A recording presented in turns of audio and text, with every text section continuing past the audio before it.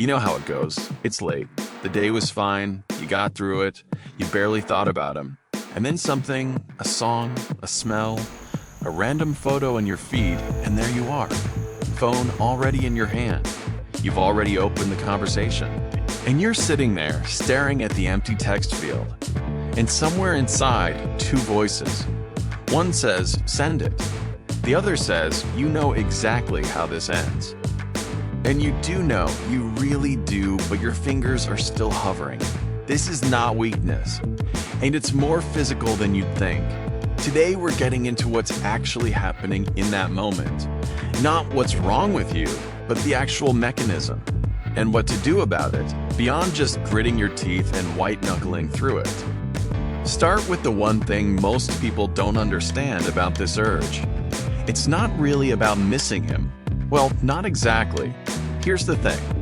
The intense urge to reach out to a narcissistic ex is a clinically recognized feature of trauma bonding. It's the same neurological conditioning that keeps abuse survivors psychologically tethered to the people who hurt them. So it's not about love, it's about nervous system attachment. That's a massive difference. And understanding it is what lets you stop judging yourself for having the urge in the first place. Because you can't talk a nervous system out of its patterns. You have to slowly retrain it. That takes time, not willpower. Now, about why it happens at night. Why it happens when you're alone. When your brain isn't busy, it starts looking. It looks for what used to give it connection, warmth, presence. And it finds what it knows, which is him. Not because things were good with him, but because there was intensity. And a brain that got used to intensity reads quiet as empty. Psychologists sometimes compare this to phantom limb syndrome. Your brain keeps reaching for something that's no longer there. Not because it was good, because it was familiar. So you're lying there in the silence, and your brain is literally sending a signal. There was connection there, go back. That's not your heart talking. That's a habit in your nervous system. 3 specific reasons why you want to text, and none of them are actually about him. First, you want closure he'll never give you. Probably the most common one. You want the conversation that finally explains everything.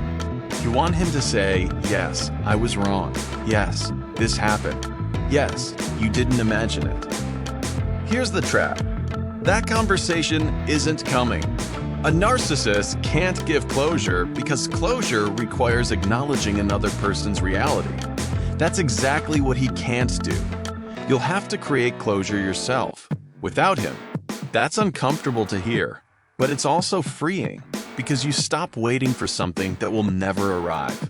Second, you're lonely, and your brain is taking the familiar route. Loneliness, actual physical loneliness, activates the same regions in the brain as pain, and the brain looks for the fastest way to ease it. The fastest way it knows is to reach out to the person who used to fill that loneliness. Even if the methods weren't good, this isn't about him, it's about loneliness. And loneliness can be addressed in other ways. That's important to hold on to. Third, you want to know you still matter to him. This one's hard to say out loud, but it's real.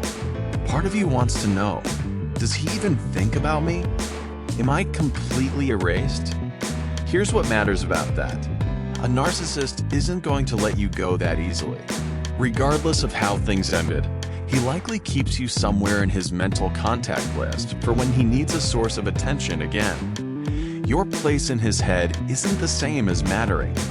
You're in there the way a contact is saved in a phone, not as someone who's loved.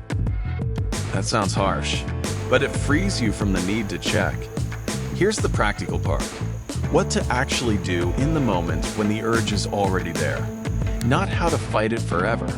Just what to do in that specific minute when the phone is already in your hand. 1. Give yourself 2 minutes. Not forever. Not, I'll never text him. Just wait 2 minutes. The stronger the urge feels, the more important it is to pause before hitting send. In 2 minutes, the sharpness usually softens a little. Your brain catches up, and you can think instead of just react.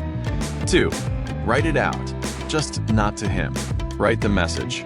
Put everything in it. The anger, the longing, the questions, all of it. Then shred it or burn it. This isn't metaphor. It literally helps the nervous system release what's built up. No consequences, no reply, no reopening the door. 3. Ask yourself one question. Not, do I still love him? Not, am I doing the right thing? Just, what do I actually need right now? Closure? He won't give it? Warmth? There are other sources. Confirmation that my experience was real? That doesn't require his participation. When you name what you actually need, it becomes clear why he specifically is the wrong person to provide it. Something that doesn't get talked about enough. Sometimes the urge to text doesn't come on a bad day. Sometimes it comes on a good one. A piece of good news, something funny that happened, a moment you want to share. And the first thought is, I want to tell him. This isn't strange. It's not even really about him. It's about the fact that for a long time, he was the person you shared moments with. The habit of sharing is still there. The recipient just hasn't been updated yet. Psychologists call this narrative dependency. When we look for a specific witness to our lives, someone who knows the context, who remembers the backstory, that's a healthy need. It just needs to be slowly redirected. Not forcibly, not tomorrow, but gradually, toward other people. The friend you haven't texted in 2 years. A journal. Yourself. The urge to share is a good part of you. Keep it. Just change who you're sharing with. One last thing before you go. If you texted him anyway, that's not a catastrophe. It really isn't. It doesn't mean you went back to zero. Doesn't mean you're weak. Doesn't mean everything starts over. It means the nervous system hasn't fully rewired yet, and that's a matter of time, not character. Healing isn't a straight line. There will be good days and hard ones.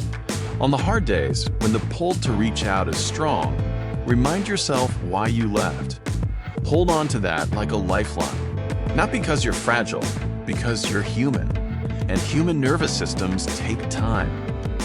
Next video, we're talking about the difference between real recovery and what psychologists call the illusion of healing. When you feel fine, but you've actually just frozen the pain instead of moving through it. The difference matters, and it's more common than you'd think. Links right there. Comment below. Did you have that moment? Phone in hand, empty text field, 2 voices. Just say yes, or tell me how you handled it.